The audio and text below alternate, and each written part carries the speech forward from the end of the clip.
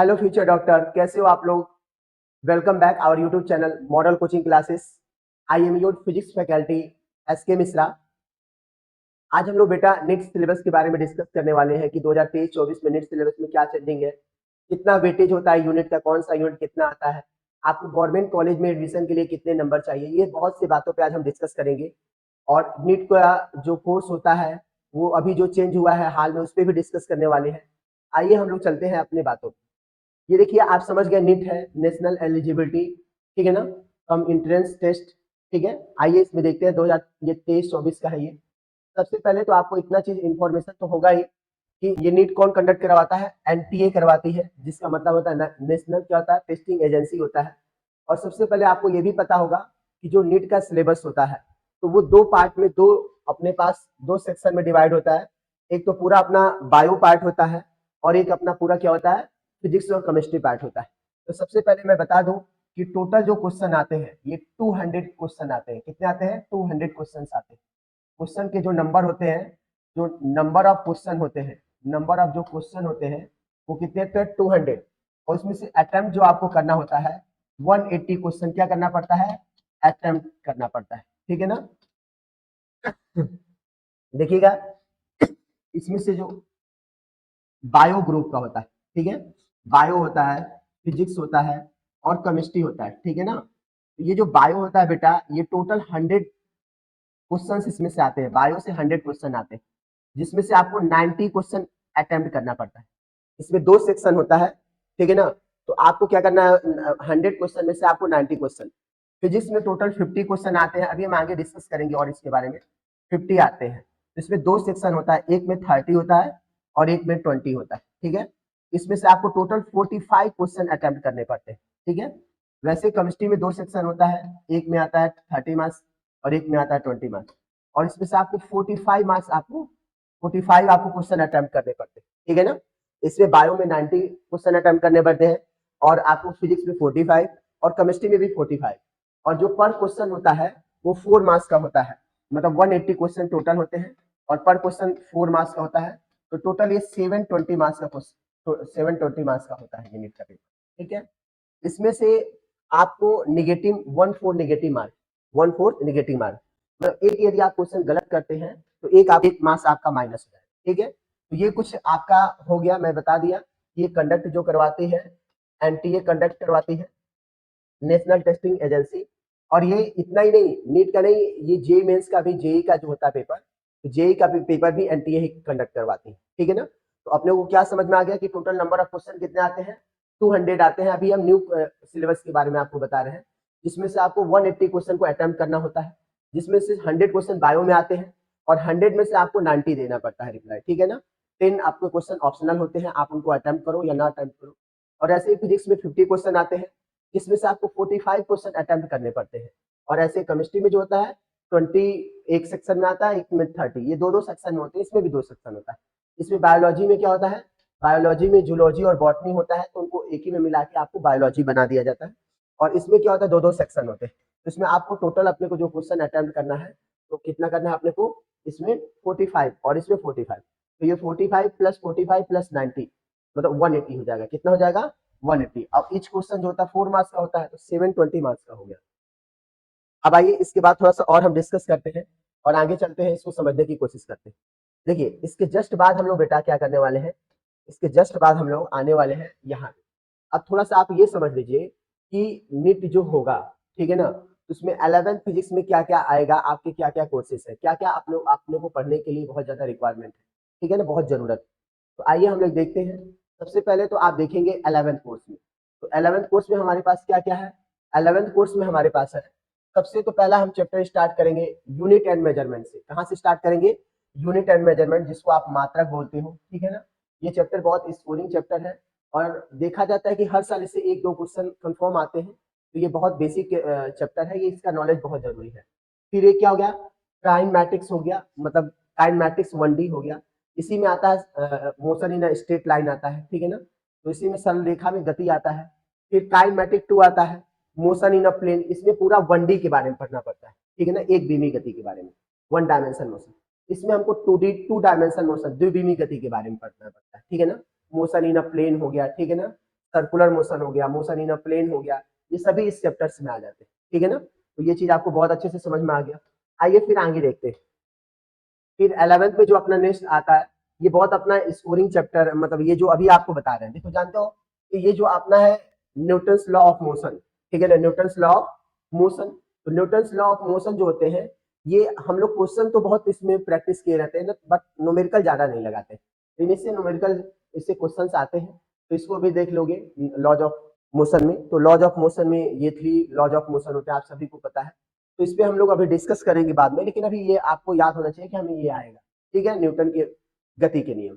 और इसमें आ जाएगा फ्रिक्शन, आ जाएगा घर्षण, आ जाएगा। फिर क्या आता है, सर्कुलर मोशन आ जाता है, वृत्तीय गति आ जाता है, ठीक है ना। फिर उसके बाद क्या पढ़ना, वर्क, एनर्जी एंड पावर, कार्य, ऊर्जा और शक्ति। फिर आपको पढ़ना है सेंटर ऑफ मास, द्रव्यमान केंद्र पढ़ना है। इससे एक जो क्वेश्चन होता है प्रैक्टिकली, एक क्वेश्चन इससे जरूर आता है कि द्रव्यमान केंद्र क्या हो गया, मतलब इसका द्रव्यमान के शंकु का द्रव्यमान क्या हो गया, ठीक है ना, बेलन का द्रव्यमान, मतलब इससे एक क्वेश्चन अपने को मिलता है। फिर आगे अपना क्या, रोटेशनल मोशन, ठीक है ना, घूर्णन गति आ गया। इसके बाद हम लोग थोड़ा सा देखते हैं, मतलब ये चैप्टर आपको बहुत अच्छे से पढ़ने हैं। और सबसे इंपॉर्टेंट बात एक और मैं आपको बता देना चाहता हूँ, जानते हो जो नीट का फिजिक्स होता है, मैं नीट का फिजिक्स के बारे में स्पेशली डिस्कस कर रहा हूँ। तो नीट का फिजिक्स बहुत डिफिकल्ट नहीं आता है, यदि देखा जाए जेई मेंस, जेई के कंपेयर में, तो जेई के कंपेयर में बहुत, मतलब बोल सकते हैं कि बहुत हार्ड नहीं होता। जेई का पेपर तो बहुत घुमा के होता है, यदि आप उसको सही से नहीं पढ़ोगे, जेई के एक एक क्वेश्चन में 2-2, 3-3 पॉइंट मतलब घुमा दिया जाता है, उससे 2 बार 3 बार घुमा दिया जाता है। लेकिन जो नीट होता है उसका बहुत ज्यादा घुमाया नहीं जाता है। लेकिन फिर भी बिना पढ़े ये नहीं बनना है, और इसमें न्यूमेरिकल प्रैक्टिस जब तक होगी नहीं तो आपसे नहीं बनेगा, ठीक है। अब आइए थोड़ा सा इस पे देखते हैं। मतलब कुल मिला के बहुत ज्यादा ये डरने वाली बात नहीं है। जिसका 11th 12th बहुत अच्छा से क्लियर है, आपसे बहुत अच्छा ये बन जाएगा। यदि नहीं भी क्लियर है तो आप इसी के लिए आप हमारे साथ जुड़िए, हमारे चैनल को सब्सक्राइब करिए, सपोर्ट करिए। हम कोशिश कर रहे हैं कि आपको अच्छे से अच्छा मैटर हम लोग फ्री में और काफी अच्छा पढ़ा सके, ठीक है। आइए अब देखिए, इसके बाद ग्रेविटेशनल, आप लोग जानते हो गुरुत्वाकर्षण, ठीक है ना। इसमें न्यूटन ग्रेविटेशनल लॉ याद होगा, न्यूटन का गुरुत्वाकर्षण नियम बार बार पेपर में आएगा। सिंपल एसएचएम क्या हो जाएगा, इसको क्या बोलेंगे, एसएचएम बोलते हैं, सिंपल हार्मोनिक मोशन बोलते हैं, ठीक है ना। और वेव्स हो गया, तरंगे हो गई, आपको पता होगा। फिर इसमें द्रव्य यांत्रिकी आ गया, द्रव यांत्रिकी आ गया, ठीक है ना। Fluid and mechanics, heat and thermodynamics पढ़ना है अपने को, प्रॉपर्टीज ऑफ मैटर पढ़ना है, ठीक है ना। ये ऑलमोस्ट हमने अभी जो बता दिया आपको, ताप और उष्मागतिकी पदार्थों के गुण, ये जितना चीज है ये सभी अपने को 11th का सिलेबस था। अब हम लोग 11th के जो आगे हैं हम लोग चलते हैं और इसको समझते हैं। ये देखिए 12th का बहुत स्कोरिंग चैप्टर है, ये जो अभी मैं आप पढ़ाने जा रहा हूँ आपको, ये 12th के चैप्टर्स हैं। इनको ध्यान से आप एक बार देखेंगे तो सारा चीज आपको ऐसे ही कंफर्म हो जाए। अब मेरे बात को सुनिएगा, थोड़ा सा कोशिश करिएगा कि आपको यहीं पे हो जाए। तो इलेक्ट्रोस्टैटिक जो होता है, स्थिर वैद्युत, ठीक है ना। उसके बाद अपने को क्या पढ़ना है, कैपेसिटेंस, धारिता पढ़ना है। और इसको क्या पढ़ना है, इलेक्ट्रिक करंट पढ़ना है, विद्युत धारा पढ़ना है। मैग्नेटिज्म, चुंबकत्व तो अपने को पढ़ना है। इलेक्ट्रोमैग्नेटिक इंडक्शन, विद्युत चुंबकीय प्रेरण, ये भी अपने को पढ़ना है, ठीक है ना। तो ये सभी मतलब कुछ थ्योरी भी आते हैं, ऐसा नहीं है, क्योंकि नीट में थ्योरी भी कुछ आते हैं, लेकिन जो होता है करीब देखा जाए तो 70% अपने को न्यूमेरिकल भी रहेंगे, ठीक है। तो अब आइए इस पे थोड़ा सा डिस्कस करते हैं। विद्युत चुंबकीय प्रेरण के बाद हम लोग थोड़ा सा देखते हैं। फिर अपना ये आ जाता है जो 12th का चैप्टर होता है, यहाँ पे ये 12th का चैप्टर, यहाँ पे ये बहुत स्कोरिंग चैप्टर है, अल्टरनेटिंग करंट। क्या होता है, अल्टरनेटिंग करंट अपने से बार बार आएगा। अल्टरनेटिंग करंट जिसको आप लोग बोलते हो प्रत्यावर्ती धारा। फिर इलेक्ट्रोमैग्नेटिक वेव्स, आपको पता ही होगा कि जो हम लोग, इससे जो होता है, इससे न्यूमेरिकल क्वेश्चन नहीं आता है, इससे जो आपका होगा, जो भी आपका होगा थ्योरी क्वेश्चन आएगा। क्या जाएगा, थ्योरी आएगा, ठीक है। अब इसके बाद समझिए, इलेक्ट्रोमैग्नेटिक वेव्स तो आप जानते हो, ये पूरा वेव्स के बारे में है। एक्स रे, गामा रे, ठीक है ना। तो अल्ट्रावायलेट रे इसी के बारे में है, ठीक है ना। एक्स किरणें, गामा किरणें, पराबैंगनी किरणें, ये सब मतलब इसके बारे में बेसिक पूरा नॉलेज है।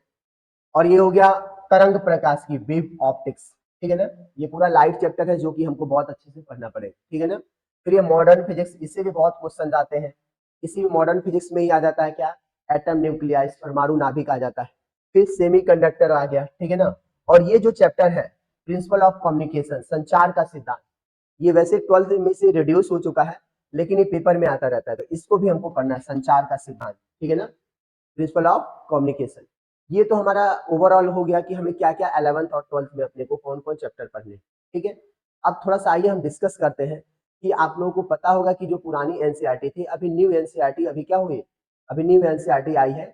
तो हम पुरानी और न्यू एनसीईआरटी में देखते हैं हमें कितना एनसीईआरटी में चैप्टर पढ़ना है। और एक चीज मैं आपको फिर बता देना चाहता हूँ, देखो फिजिक्स में एनसीईआरटी, फिजिक्स में क्या मैं तो बोलूंगा पूरा, यदि आपको नीट अच्छा पढ़ना है तो उसमें एनसीईआरटी की बहुत बड़ी भूमिका होती है, मतलब एनसीईआरटी हमारे लिए बहुत इंपॉर्टेंस होता है, ठीक है। लेकिन फिजिक्स में कुछ ऐसे भी क्वेश्चंस होते हैं जो एनसीईआरटी से हट के आते हैं, जैसे बहुत सारे न्यूमेरिकल्स होते हैं, उसकी न्यूमेरिकल वैल्यू को चेंज कर दिया जाता है, लेकिन जो थ्योरी होगा, जो सेंस होगा, ठीक है ना, वो वही रहेगा जो एनसीईआरटी में है। तो मैं तो आपको कहूंगा, मैं आपको प्रीफर करूंगा कि आप एनसीईआरटी को थोड़ा ज्यादा सा मतलब महत्व दें, ठीक है ना।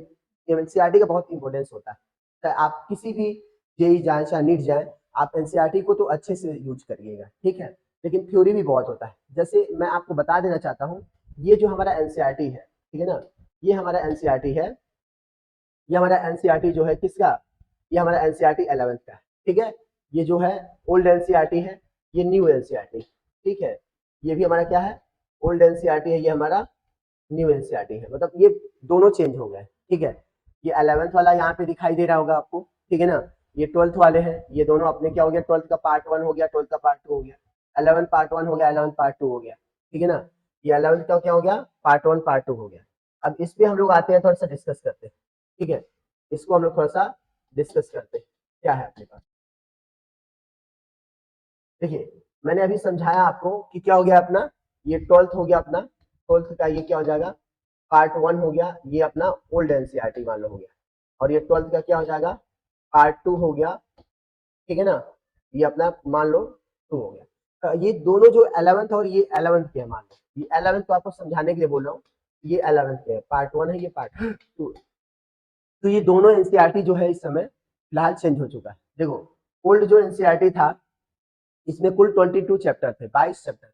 लेकिन अब जो न्यू एनसीईआरटी है, ये 19 चैप्टर्स है, मतलब जो 3 चैप्टर है, ठीक है ना, 3 चैप्टर्स जो हो गया, वो क्या हो गया, रिड्यूस हो गया, ठीक है। इसी प्रकार 12th में जो है टोटल 16 चैप्टर थे, कितने चैप्टर थे, मैं एनसीईआरटी की बात कर रहा हूँ।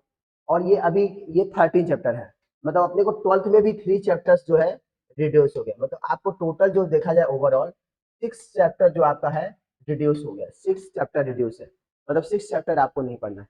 लेकिन मैं ये श्योर नहीं हूँ कि इनसे क्वेश्चंस नहीं आएंगे, क्योंकि जब तक ये अप्लाई नहीं हो जाए तब तक हम मानते हैं कि इनको भी हमें देख के चलना है, ठीक है, क्योंकि हमारे लिए एक एक नंबर हमारे लिए बहुत इंपॉर्टेंट होते हैं, ठीक है। तो मुझे लगता है कि अपने को समझ में आ गया कि अपना जो ओल्ड एनसीईआरटी है और ये जो अपना न्यू एनसीईआरटी, इनमें क्या डिफरेंस है। 12th में टोटल अपने पास 16 चैप्टर है, जिसमें से 13 चैप्टर पढ़ना है। 11th में ऐसे 22 चैप्टर है, जिसमें से आपको 19 चैप्टर्स पढ़ने हैं। तो ये चीज अपने को याद हो जाए। और ओवरऑल अपने को 6 चैप्टर अपना रिड्यूस है, बट मैं तो कहूंगा, आपको यही सजेस्ट करूंगा कि आप इन चैप्टर्स को भी एक बार देख के जाइए, ठीक है ना, क्योंकि हो सकता है इनसे भी क्वेश्चन आ जाए। क्योंकि अभी ये कंफर्म देखिए, ये एनसीईआरटी जो एनटीए होती है ना, वो एनसीईआरटी को फॉलो करती है, लेकिन 100% एनसीईआरटी पे बेस्ड नहीं होती, मतलब कुछ ऐसे भी क्वेश्चंस होते हैं जो एनसीईआरटी के बाहर भी आते हैं। तो इसीलिए हमें ये मान के चलना है कि एनसीईआरटी ने रिड्यूस किया है, लेकिन एनटीए का क्या बनता है, एनटीए हो सकता है कि वो पेपर में दे दे कि ना दे। तो हम तो ये बोलेंगे आपसे कि अभी उन क्वेश्चनों को अपने को देखना है। जो सबसे इंपॉर्टेंट बात आता है, जो समझने लायक है, जो बहुत कम लोग आपको ये बताया जाएगा, लेकिन फिर भी आप ध्यान से सुनो तो आपको ये समझ में आ जाएगा। अपने पास ये आपको मैंने ग्रेड दे दिया है, यूनिट कौन से कितने यूनिट से आएगा, परसेंटेज क्या होता है, almost approx number of question क्या होते हैं। ये नंबर ऑफ क्वेश्चन अप्रॉक्स है, ये एक आध आगे पीछे हो सकते हैं। देखो ये मैकेनिक्स जो होता है, आप लोग पढ़े होंगे 11th में, एक ब्रांच होती है फिजिक्स की, मैकेनिक्स होता है। ये मैकेनिक्स जो होता है, इससे अपने को सबसे ज्यादा क्वेश्चन आते हैं, मतलब टोटल 100% में देखा जाए तो 37 to 40% क्वेश्चन आते हैं।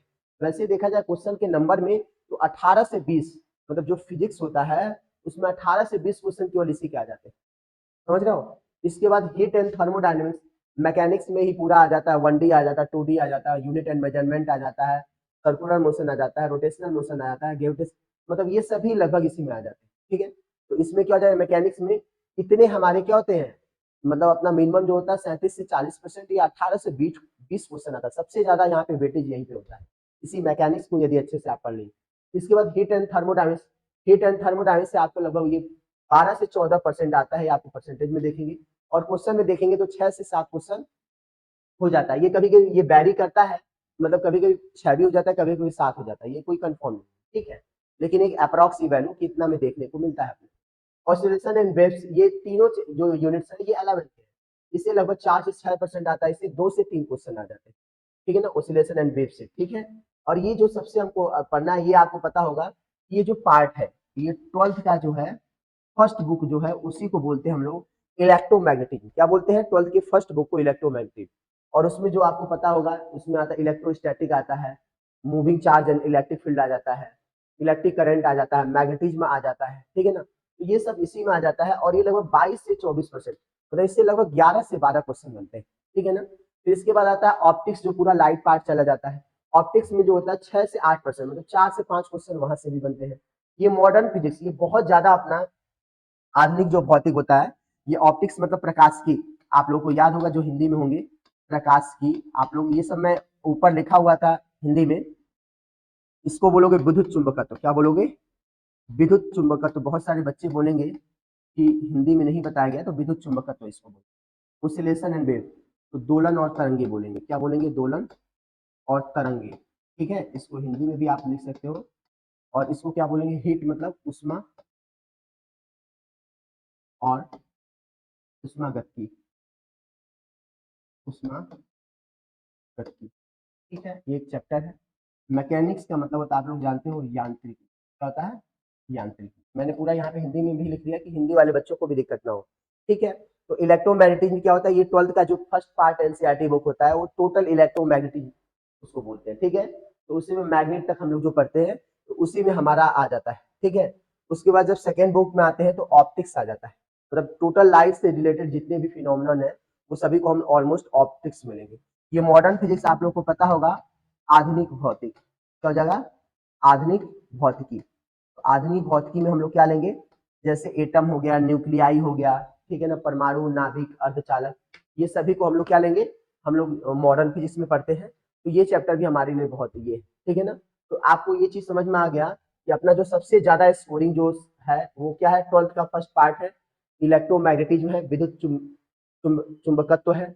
और दूसरा जो है मैकेनिक्स है, 11th का है, जिससे सबसे ज्यादा वेटेज होता है, सबसे ज्यादा क्वेश्चन आने की जो चांसेस होते हैं, ठीक है ना। मैं आपको ओवरऑल बहुत अच्छे से बता दे रहा हूँ। मुझे नहीं लगता कि ये यदि आप वीडियो देख ले रहे हो, तो नीट से रिलेटेड आपको कोई प्रॉब्लम्स होगी, ठीक है ना, खासकर 2023-24 में। आइए हम लोग नेक्स्ट पॉइंट पे डिस्कस करते हैं। यदि फिर भी मान लीजिए मेरे समझाने के बाद भी आपको कोई डाउट है, तो आप मुझे कमेंट सेक्शन में कमेंट करिएगा, पूछिएगा, मैं उसका रिप्लाई जरूर दूंगा, ठीक है। कोशिश करूंगा कि आपको उसको हम परफेक्ट रिप्लाई दे सके, ठीक है। तो आप लोग कमेंट जरूर करिएगा, और इस वीडियो को इतना ज्यादा शेयर करिए कि ये किसी के पास पहुंचे, और जिसको ये जरूरत है तो वो जरूर इसे देखे, ठीक है ना, क्योंकि इसमें मैंने हर वो चीज बताने की कोशिश किया जो पॉसिबल है, ठीक है। अब देखो, सबसे अच्छी बात, नीट में मैंने क्या बोला कि ज्यादा डरने की बात नहीं है, नीट में बहुत ज्यादा डिफिकल्ट क्वेश्चन नहीं आते हैं। मैंने इसीलिए बोला कि देखो, आपको मैंने ओवरऑल मैंने जो पेपर आते हैं उसका मैं आपको एक मैप दिखा दे रहा हूँ। लगभग मिनिमम जो होते हैं, जो मॉडरेट क्वेश्चन, जिसको आप बोलते हो सामान्य, सामान्य जो क्वेश्चन होते हैं, ये लगभग अपने आते हैं 65% आते हैं। मतलब न तो इसका लेवल बहुत हार्ड होता है, न तो बहुत डिफिकल्ट। और जो लगभग 20% होते हैं, वो क्या आते हैं? सरल क्वेश्चन आते हैं। कितने आते हैं? सरल, आसान क्वेश्चन जो होते हैं 20% आते हैं। और इसी तरह यदि बोलोगे कठिन, तो कठिन क्वेश्चन कितने आते हैं? ये 15% आते हैं। क्या आते हैं? 15%। तो देखा जाए तो ये 65 और 20, मतलब 85%। और इधर से मान लीजिए कुछ आपसे बन ही जाएगा। मतलब ओवरऑल यदि थोड़ा भी यदि हमारे पास बेसिक अच्छा नॉलेज है, तो हम फिजिक्स में अच्छा स्कोर कर सकते हैं, क्योंकि हमारे पास 15 ही परसेंट होते हैं जो लगभग क्वेश्चन डिफिकल्ट होते हैं, क्योंकि 65% क्वेश्चन मॉडरेट होते हैं, मतलब जो सामान्य होते हैं, और 20% क्वेश्चन जो होते हैं ईजी होते हैं। इसीलिए हमारा जो नीट का कोर्स होता है बहुत मतलब सिंपल होता है। लेकिन यही जब आप जेई में देखोगे, तो ये बहुत ज्यादा, ये डिफिकल्टी यहाँ पे बढ़ जाती है। जो डिफिकल्टी आपकी 15% है, यहाँ पे बढ़ जाती है, ठीक है ना। और ये जो आसान क्वेश्चन है, इसकी थोड़ी सी लेवल कम हो जाती है। तो इसीलिए मैं बोलता हूँ कि जेई का जो फिजिक्स होता है, नीट के एडवांस में थोड़ा सा एडवांस ही होता है, ठीक है। इसीलिए हम लोग थोड़ा सा आएंगे, और नेक्स्ट पॉइंट हम लोग डिस्कस करेंगे। देखिए, सबसे इम्पोर्टेंट बात, आप लोग को पता होगा कि एनटीए की जो आप एनटीए की वेबसाइट पे आप जाओगे, ठीक है ना, तो आप उसमें सारा चीज आपको को देखने को मिलेगा। ये एनटीए नीट 2000 आपको दिखाई दे रहा होगा, ये 24 एग्जाम डेट जो अभी अनाउंस हुआ है। तो आप वेबसाइट में जाओगे तो वहीं से आपको ये सारा चीज मिल जाएगा। देखिए, आपको ये अपना क्या हो गया, एनटीए 2024 का जो एग्जाम डेट है, ठीक है ना। तो ये नीट एग्जाम डेट आप देख सकते हो यहाँ पे, ठीक है ना। एग्जाम नेम अपना जानते हो, नीट है, ठीक है ना। और अपना कंडक्टिंग बॉडी जो है, तो ये कौन करवाता है, ये बॉडी कौन कंडक्ट करवाती है, एनटीए करवाती है। फिर अपने को ये भी समझ में आ गया। अब देखिए थोड़ा सा कुछ नहीं इसमें, थोड़ा सा इसको देख लेना है, जो है वही मैंने आपको यहाँ पे बताने की कोशिश किया। अब देखिए क्या यहाँ पे नीट का 2024 का जो नोटिफिकेशन है वो 2023 दिसंबर में ही आपको मिल जाएगा, ठीक है ना। और जो इसका रजिस्ट्रेशन स्टार्ट होगा 2024 में फर्स्ट वीक ऑफ अप्रैल, अप्रैल के पहले ही सप्ताह से इसका रजिस्ट्रेशन स्टार्ट हो जाएगा। और जो नोटिफिकेशन है 2022 दिसंबर में ही आपको नोटिफिकेशन आ जाएगा, ठीक है ना। और ये अपना लास्ट डेट ऑफ जो अपना होगा फॉर्म फिल करने का वो क्या होगा, तो भी अलाउंस अभी अलाउंस नहीं हुआ होगा, ये भी अलाउंस किया जाएगा। और एप्लीकेशन जो फी पेमेंट लास्ट डेट है वो भी अलाउंस किया जाएगा, ठीक है ना। और नीट का जो करेक्शन मतलब जो करेक्शन विंडो ओपन होगा कि आपने जो भी उसमें कुछ आपसे एरर हो गया हो, कुछ गलती हो गई हो, तो सेकेंड वीक ऑफ अप्रैल तक आप उसको अपना जो भी एरर हुआ है उसको क्या कर सकते हो, सही करवा सकते हो, ठीक है। इसके बाद आइए हम थोड़ा आगे चलते हैं, अभी इसमें और भी डिस्कस करते हैं। देखिए इसमें हमारे पास एक क्या है पॉइंट, इसको आगे समझिए।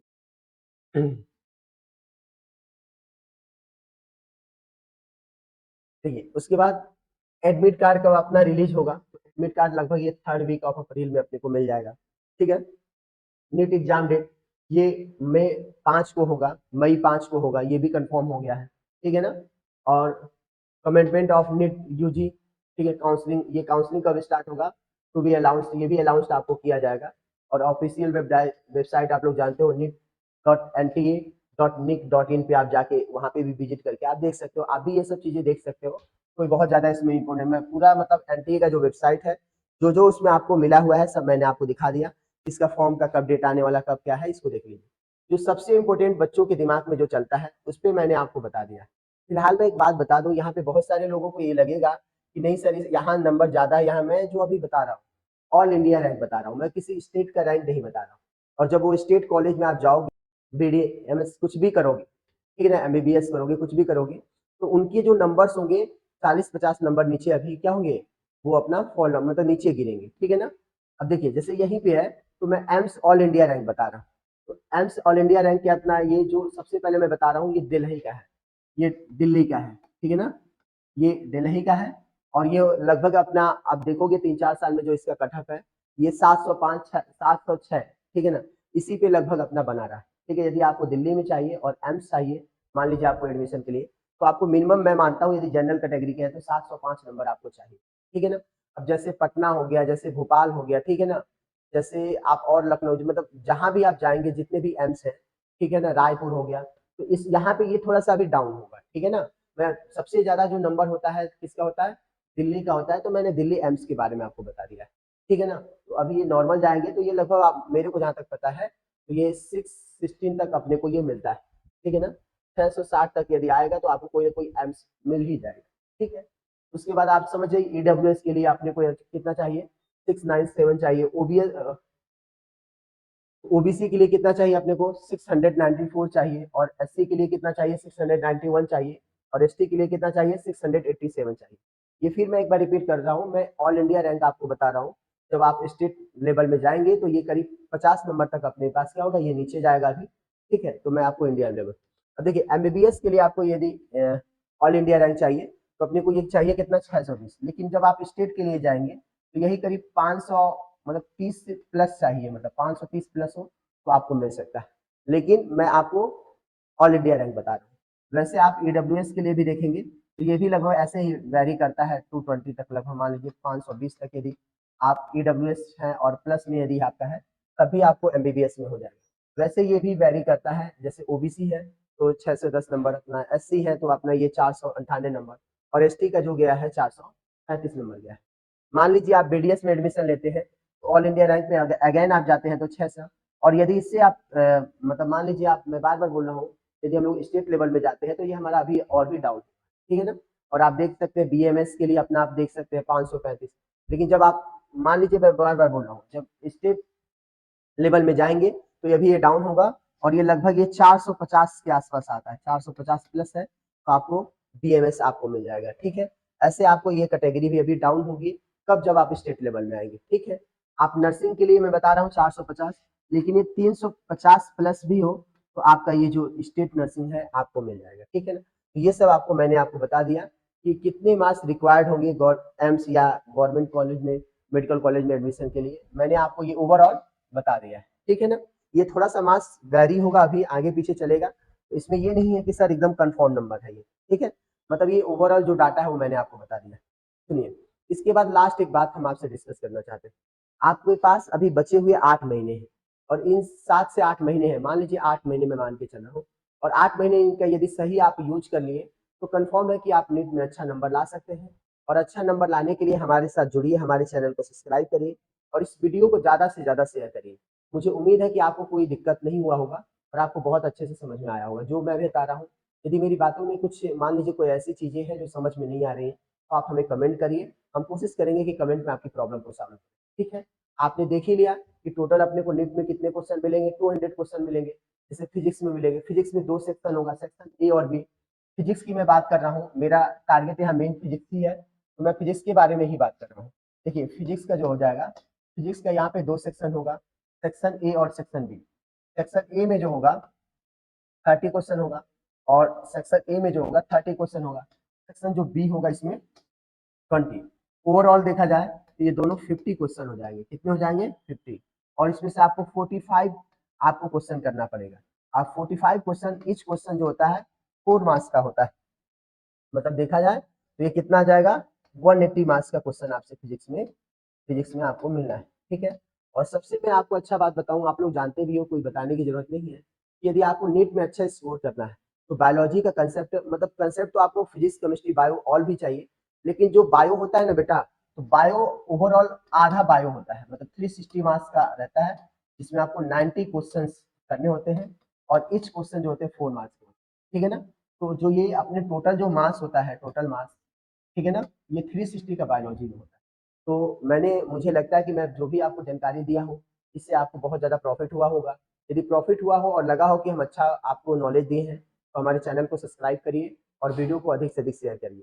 तो मिलते हैं हम लोग नेक्स्ट वीडियो में। यूनिट और मेजरमेंट हम लोग बहुत जल्दी स्टार्ट करने वाले हैं। हम लोग 1-2 दिन में यूनिट और मेजरमेंट का हम लोग वीडियो लेके आने वाले हैं, और ये सभी रिकॉर्डेड वीडियो आपको मिलेंगे। जब बच्चे आप लोग कुछ हो जाओगे, बच्चे बोलेंगे कि सर लाइव क्लास लो, तो हम लोग क्वेश्चंस आएंगे तो लाइव क्लास में अटेम्प्ट करेंगे, ठीक है। Thank you for watching my video. Bye bye, take care everyone.